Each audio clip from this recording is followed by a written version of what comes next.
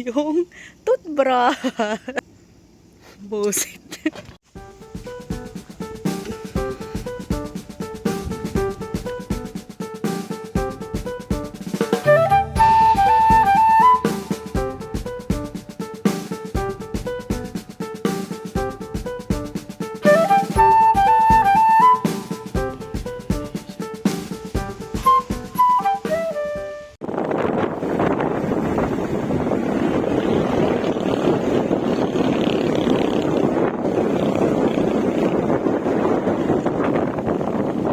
Ito po yung pinaka-parking ni Aranya. Hinihintay po namin yung 4x4 nila.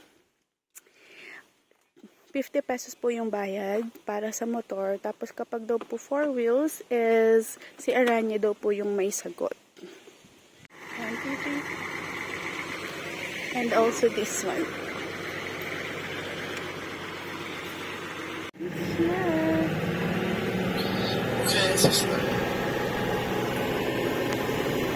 Al.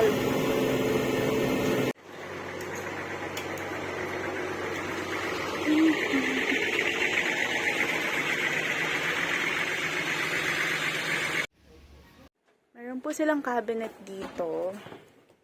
Meron ng mirror. You have to open it like this.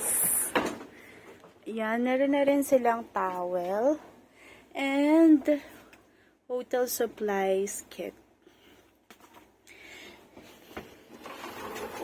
Tapos, meron sila dito na sofa. Lagay na namin mga gamit namin dyan. Meron silang aircon. Ito yung higaan. Tapos, ito yung side table. Meron ding mga coffee. At saka, pang-init. Medyo maagaw na ha. Tapos, ito yung sa bandang taas. Then, meron balcony. Ayan siya. Paano ba to? Oh, diba? Ayan. Ito yung may upuan dito sa balcony area. Dito pwedeng magsampay sa pinakalikod ng villas. Yung pinaka harapan namin. Ayan. Meron dyan mga foam. Diba? Talagang disconnect talaga. Walang internet dito. Wala ding signal. Nagpainit kami dito ng coffee. Meron silang complimentary coffee. Kaya lang kulang ng panghalo. So, alam niyo ginawa namin panghalo? Pakita mo. Yung toothbrush. Pero yung pinakadulo lang naman. Buti na lang meron sila ditong complimentary na toothbrush. Hindi na kami nang hingi. So, ginawa na namin ng paraan.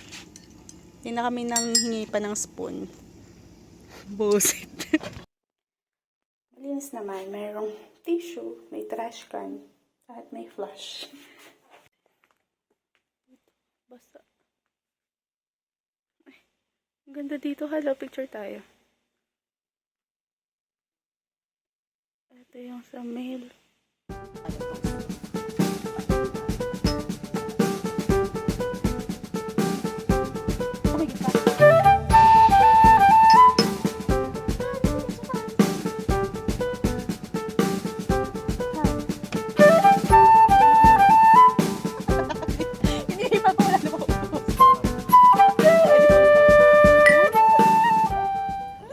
Dito lang muna kami sa kwarto.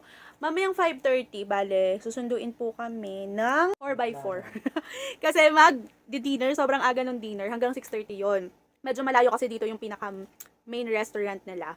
So, umorder kami ng pesto pasta, pizza, at saka pork sisig. Marami din silang mga hindi na available dito sa menu nila. Kasi may una talaga kaming order, hindi na daw available si carbonara at saka si T-bone. At saka yung flavor ng pizza, hindi na rin available. So, pinalitan namin lahat. Medyo may kamahalan din yung kanilang mga pagkain dito, ha. yung kanilang dinner nasa 400 plus pataas na yung mga presyuhan. Hindi ko lang alam if marami ba yung serving nila. Pero bago kasi nagpunta dito, nanood ako kung gaano karami yung mga servings nila, ganon. Hindi masyadong karamihan yung servings, pang one person lang talaga yung mga yon. Pero reasonable naman yung presyo since, syempre, sobrang liblib dito. Then, yung ipapasweldo pa nila doon sa mga staff dito sa Aranya Resort. Sa Aranya Resort, diba? Kaya reasonable naman.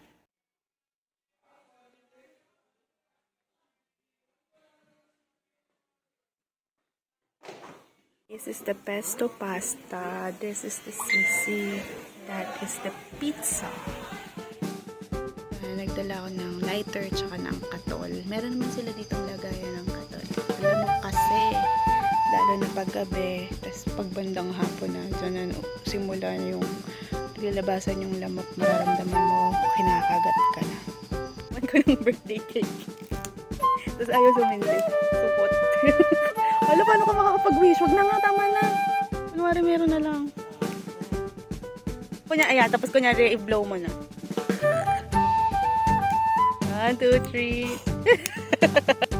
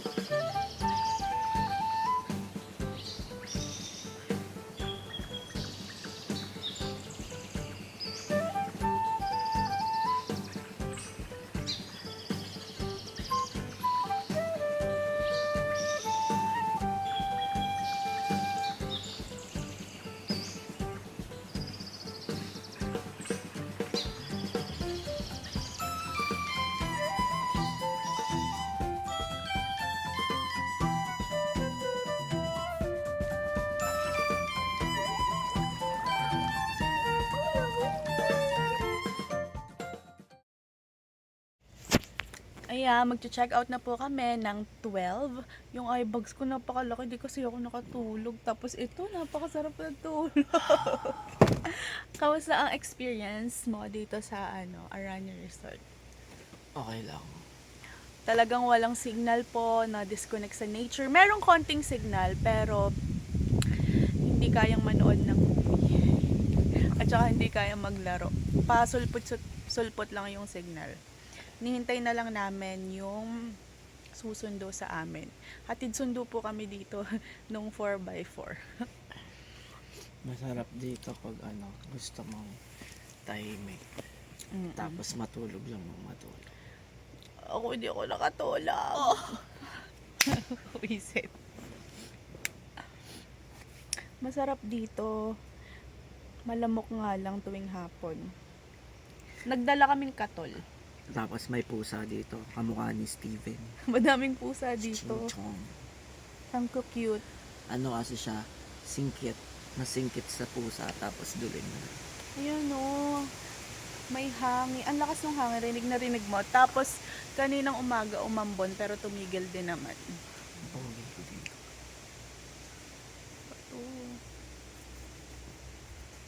Ayan lang. So, bye-bye.